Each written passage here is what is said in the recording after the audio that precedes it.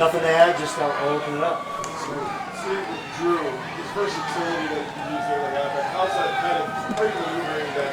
Yeah. Just to puzzle around. Yeah, it's nice to have guys like that that can do more than one thing. He's played, right now he's played all three base linebacker positions, and then he's been in, the sub package when he's been in with Nick, plus he's been in there with Mike with one of the other linebackers. That helps us a lot, and he's a guy, listen, it's all new to him as far as the verbiage and the system, so it tells you that he's pretty intelligent if he's playing that many spots this early. How about Felix's progress? Yeah, I think Felix is climbing. I really do. I mean, look, we all know he didn't get a lot of, didn't do anything in the off season here, and that set him back. I thought he was a little rusty and struggled early. But Joe and I both, as you watch one-on-ones, you watch the team periods, he's flashing now, which is a good thing. There's still a curve there, right? The learning curve. I think he's doing pretty good. Coach, you guys unfortunately lost Nazi here. Beyond the four guys from last year, Nick Jones, the draft pick, who's pushing to maybe break into that room? Yeah, I mean, all those guys are playing really. Nick's one you brought up. Echo, I thought, had a really good day the other day. Poodle always gives us everything he's got. Somebody's going to have to surface, that's for sure.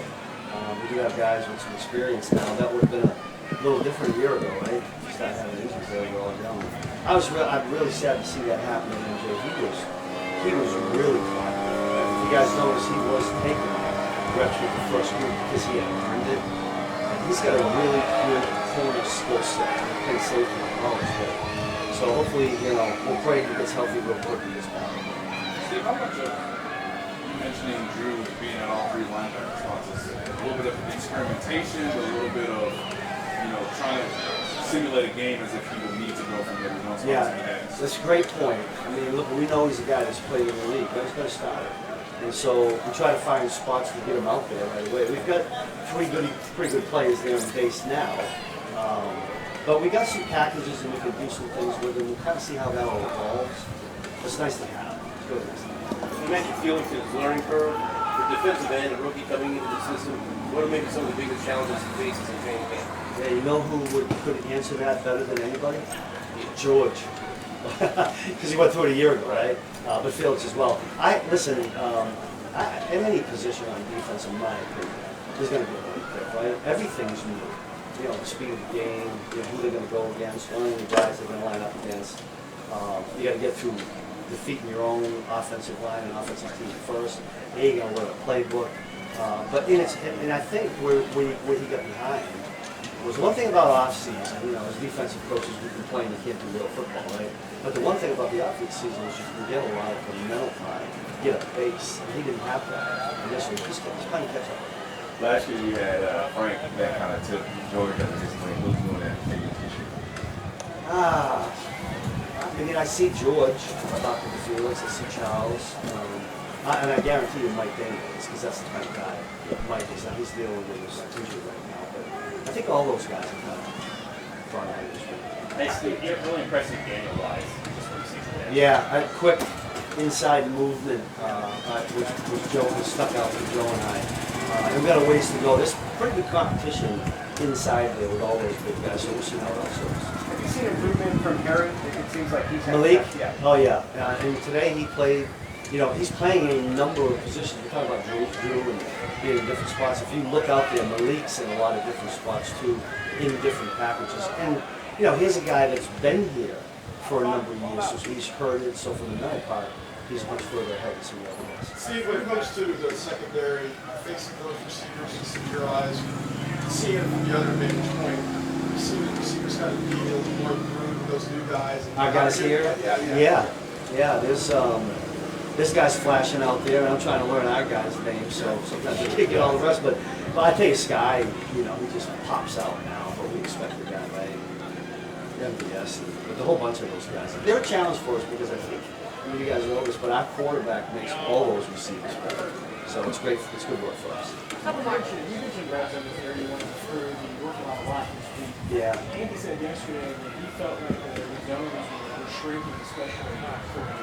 Did you feel that way? Did you see progress? Yeah, there's tighter coverage. We're a zone match team. I think our guys are doing a better job of that. That's a credit to the guys in the middle that are leading it, like Nick and Brian Cook, they're kind of in the middle of the whole thing.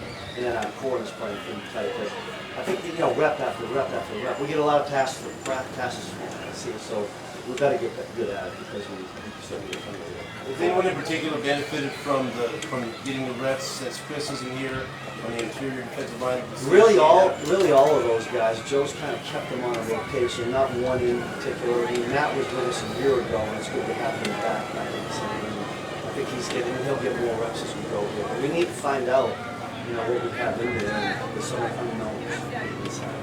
Going up against this offense, is that really short the reps out? They are, but you're going up against the best, but at the same time, you just got to be demoralized. Yeah, I think our guys get over that part. But what gets tough sometimes is we defend a lot of passes in practice, and if we go out there the first couple of games and people are going the other way, that's what's more of a challenge for us. But we get as much of that as we can when we do these 10-10-10s, because in those 30 plays, we're selective. So that's why you saw some more reps on the Last two, Steve and Matt. Steve, when it's out outside, tempers flare a little bit. Yeah. We saw a couple of your defenders going up against Kelsey after the play. What's your message to those guys? It's all good. I mean, one thing about, I talk about the whole team now. Yeah. One thing about all our guys, I think, in my opinion, they all respect each other. And so when it gets heated for a moment, that's just the competitive juices and some pride coming up. But I always see them kind of take care of it afterwards. That's the best thing. Coach, especially like the 3 straight padded practices, can you speak to the value of these 10-10-10 practices for you guys? Yeah, I mean, I think Coach Reed has a really good pulse on when to pull off, when to push, when to make it heavy. We want those, I guess it's been 3 in a row with the pads. And I think doing this here gives us a chance to do a little bit more of the mental, get the bodies back, we get tomorrow off, and then we can, I'm sure in Coach Reed's mind, we'll get after it a little bit next time. Have a good, yeah.